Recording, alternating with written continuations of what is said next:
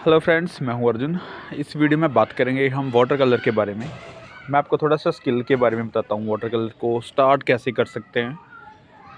सबसे पहले तो कोई भी स्केच बना के देखो, एक बार मटेरियल को चला के देखो कि उससे कैसी चीज़ें बनती है, कैसे आप उसको कंट्रोल में कर सकते हैं। फिर आपको उसमें कमियां नज़र आएंगी कि हम किसी भी मटेरियल को अच्छे से क्या कर सकते हैं, उसको अच्छे से कैसे चला सकते हैं। मतलब सबसे पहले उसको रैंडमली चलाना होगा, रैंडमली चला के सीखना होगा। अगर उसमें कोई प्रॉब्लम आ रही है, फिर उसके बाद हम उन चीज़ों की करेक्शंस करते हैं, उन चीज़ों को हम बेटर करने की कोशिश करते हैं। तो ये मेरा एक्सपीरियंस है। मैं कोई भी अगर मटेरियल चूज़ करता हूँ और उससे कुछ भी मैं बना के देखता हूँ, फिर अगर आप हैंडलिंग करते हैं, जैसे उसमें कोई भी चीज़ ऐड करके देखते हैं, तो आपको पता चलता है कि उसमें क्या चीज़ की कमी रह गई है, हमें हैंडल कैसे करना है, ये सारी चीज़ें। तो सबसे पहले मैं सिंपल सी एक रेफ़रेंस ली है, जॉन फर्नांडिस का एक चित्र है, एक पेंटिंग है, ऑयल पेंटिंग है, और उसी से मैं थोड़ा सा रेफ़रेंस करके ये बना रहा हूँ। थोड़ा सा एक्सपेरिमेंट करते हैं वाटर कलर के बारे में। और सबसे पहले एक स्केच जो कि बिल्कुल रफ़, जो कि उसके करैक्टर्स पे हम काम नहीं कर रहे, या फिर किसी भी उस पे ज्वेलरीज़ या फिर किसी भी ऐसी चीज़ में नहीं फ़ोकस करना, चाहे कोई भी रेफ़रेंस है। सिंपली एक स्केच कर रहे हैं जिसको हम फिगर स्केच बोलते हैं। तो इस तरीके से अभी हम उसको ट्राई करेंगे। सिंपल से वाटर कलर की क्वालिटी मैटर करती है, लेकिन आप सिंपल वाटर कलर यूज़ करो। पहले जो भी आपके पास मटेरियल प्रोवाइडेड है, आपके पास है ऑलरेडी, वो ही यूज़ करके देखो। अगर उसी से आपका अच्छा आर्ट बनता है, अच्छी पेंटिंग बनती है, तो आप कोशिश करो कि क्वालिटी के ऊपर जाएंगे, फिर मटेरियल के बात करेंगे। सबसे पहले वही यूज़ करो जो भी है आपके पास। तो सिंपली अभी मैं फ्लैट कलर्स दे रहा हूँ, ज़्यादा शेड्स नहीं करेंगे। मैं आपको कलर्स के बारे में भी साथ के साथ बताऊँगा कि क्या मैं यूज़ कर रहा हूँ। तो सिंपल फ्लैट अभी स्कारलेट यूज़ कर रहा हूँ मैं। स्कारलेट कलर्स के साथ वॉयलेट कलर थोड़ा सा मिक्स करके मैं यूज़ कर रहा हूँ। तो उसके साथ हम डार्क शेड जब बनाएंगे तो टोन्स चेंज होगी। पहले आप फ्लैट कलर्स यूज़ करें, जैसे भी आपको इजी लगता है वही मेथड आप यूज़ करके देखें। क्योंकि कई बार हम किसी आर्टिस्ट का वर्क देखते हैं तो काफ़ी सारे डिफ़िकल्ट कलर्स जो लिखे होते हैं, और उनको देख के हमें थोड़ी कन्फ्यूज़न होती है उनके किस तरीके से उन्होंने स्ट्रोक्स लगाए होंगे, कैसे उन्होंने कलर्स चेंज किए होंगे, बहुत सारे tones step by step change की होती हैं। लेकिन आप जब सीख रहे हैं, आप बिल्कुल स्टार्टिंग पे हैं, तो आपको ज़्यादा कलर स्कीम की ज़रूरत नहीं है सीखने की, क्योंकि वो आपके एक्सपेरिमेंट के साथ इन्वॉल्व होते हैं। आपका जितना एक्सपेरिमेंट होगा कलर्स के ऊपर, आप वैसे ही टोन्स चेंज करते जाएंगे। और कोशिश ये रखो कि जब भी आप कोई कलर्स उठाते हैं, तो उसके अंदर आपकी हैबिट ये रखो कि कोई ना कोई कलर्स लाइट या फिर डार्क, और या फिर उसके सिमिलर कलर जो भी हैं उसकी शेड के हैं, वो आप उसमें ऐड करते रहें। जब भी आप डिप ब्रश का लगाते हैं, तब उसमें कोई ना कोई कलर ऐड हो जाता है। जैसे यहाँ पे बिल्कुल फ्लैट कलर था, जब भी मैं ब्रश को लेके जाता हूँ अपनी पैलेट पे, वहाँ पे कोई ना कोई कलर्स ऐड हो जाता है। आपको ज़्यादा डार्क या फिर थोड़ा सा लाइट, या फिर उसका सिमिलर कलर्स ब्लू या फिर वायलेट कलर्स, ऐसे कलर्स लगते हैं। तो कोशिश करो कि आपका कोई भी कलर इस तरीके से लगे। और थोड़ा सा टोन के ऊपर हम ध्यान रखते हैं। जैसे आप स्केचिंग करते हैं, हमने ब्लैक एंड वाइट काफ़ी वर्क किया है, काफ़ी स्केचिंग की है, उसमें हमने ये सीखा कि डार्क कहाँ पे करना है, लाइट कहाँ पे करना है। तो वो हमारे माइंड में वैल्यूज़ जो हैं कलर्स की, वो यहाँ पे काम आती है। जितनी वैल्यूज़ कलर के बारे में आपको पता होगा, तो वैसे ही आप एक अच्छा टोन बना सकते हैं, उसको लाइट एंड डार्क दिखा सकते हैं। जैसे मैंने स्किल कलर में बिल्कुल डल कलर लगाया है, तो अभी जो डार्क लगाएंगे तो हमारा लाइट कलर है जो, वो हमारा दिखना स्टार्ट हो जाएगा। तो कोशिश यही करो कि स्टेप बाय स्टेप करो। जैसे अभी हेयर्स पे मैंने मजेंडा कलर, हल्का सा ब्लू कलर ऐड किया था, अभी मैं हल्का सा ब्राउन शेड की तरह उसमें वॉयलेट कलर मिक्स करके यूज़ कर रहा हूँ। यानी कि कलर्स हल्के लगें वाटर कलर में। और ये ज़रूरी नहीं होता कि आप थिक लगा रहे हैं या फिर बहुत पानी डाल के उसको थिन करके लगा रहे हैं। तो ऐसा कुछ नहीं होता। आपके पास मटेरियल है, एक्सपेरिमेंट करो।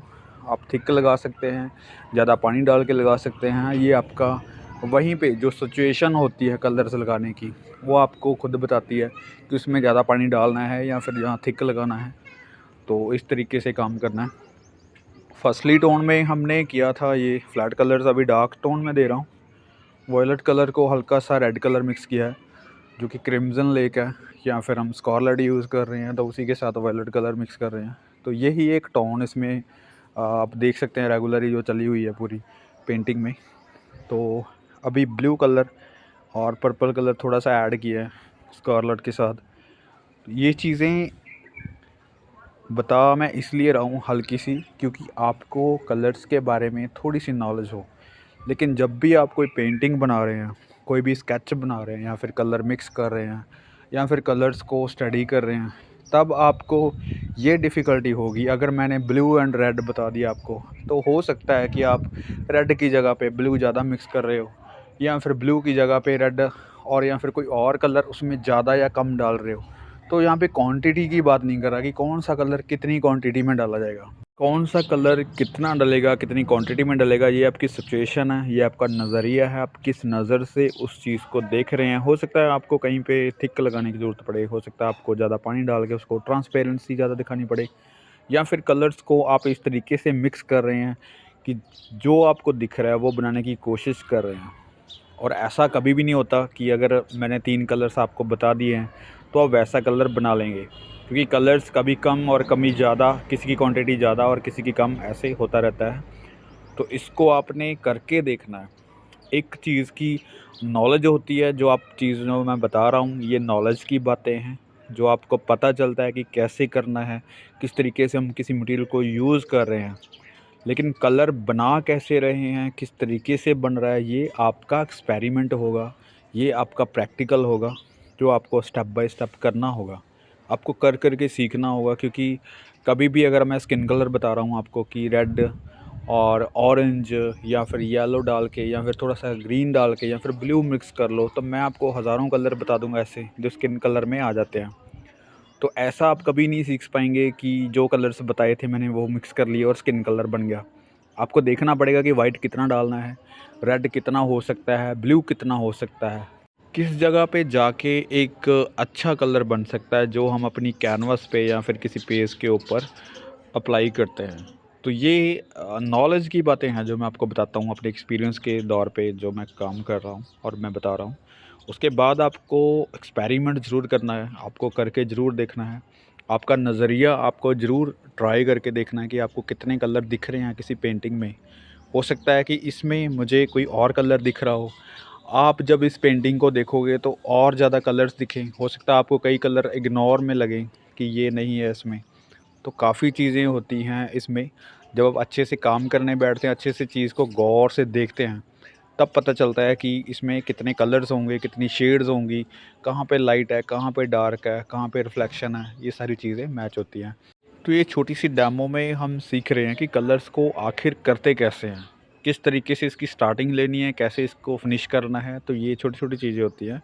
बाकी की चीज़ें जो हैं वो एक्सपेरिमेंट के ऊपर टिकी होती हैं, आपकी प्रैक्टिस के ऊपर टिकी होती हैं। जितना आप काम करोगे, उतना ही आपको पेंटिंग खुद बताएगी कि उसमें क्या काम कमी रहती है, क्या काम और कर सकते हैं, कितनी डिटेलिंग का और ज़्यादा उसको नीड है। तो ये सारी चीज़ें हम उस टाइम की बात कर रहे हैं जब आप काम करने बैठते हैं। उसके बाद फिनिशिंग पे आते हैं तो बहुत सारी चीज़ें और ज़्यादा खुलती हैं कि फिनिशिंग टच किस तरीके से आएगा, हम कहाँ पे पेंटिंग को छोड़ सकते हैं। वो एक आर्टिस्ट खुद डिसाइड करता है कि पेंटिंग को कहाँ पे फिनिश करनी है। आपने बहुत सारी पेंटिंग्स देखी होंगी, जब पैच वर्क होती हैं तो 2-4 पैच लगा के वो पेंटिंग फिनिश कर देते हैं। उनको आर्टिस्ट को पता होता है कि उसके बाद काम नहीं कर सकते, या फिर उसके बाद काम करना बेकार है, वो उसका फाइनल टच है। तो कई बार बहुत सारे आर्टिस्ट उसको फाइनल नहीं कर पाते, बहुत ज़्यादा काम करते हैं, बहुत ज़्यादा डिटेलिंग में करते हैं। तो वो उनका डिसीजन होता है खुद आर्टिस्ट का कि कहाँ पे उस पेंटिंग को फिनिश कर रहा है। तो ये मेरे साथ जो एक्सपीरियंस होते हैं, जो मैं खुद फ़ील करता हूँ या फिर मैं स्टडी करता हूँ काम को, वो सारी बातें होती हैं जो मैं आपके साथ शेयर करता हूँ। तो कोशिश करके देखो, ऐसे कोई भी ड्राइंग बनाओ सिंपल सी। उसकी ड्राइंग करने के बाद आप कोई भी मटेरियल, जैसे ऑयल है या फिर वाटर कलर कर रहे हैं या फिर चारकोल कर रहे हैं, कुछ भी, उसको ट्राई करके देखो, बना के देखो कैसा बन रहा है। तो बाद में आपको बहुत सारे रास्ते खुलेंगे, बहुत सारी अच्छी क्वालिटी के कलर्स भी आपको पता चल जाएंगे, अच्छी क्वांटिटी का भी पता चलेगा और एक्सपीरियंस भी होगा। तो उम्मीद करता हूँ इस एक्सपेरिमेंटल डेमो से काफ़ी चीज़ें सीखने को मिली होंगी। Thank you so much for watching this video.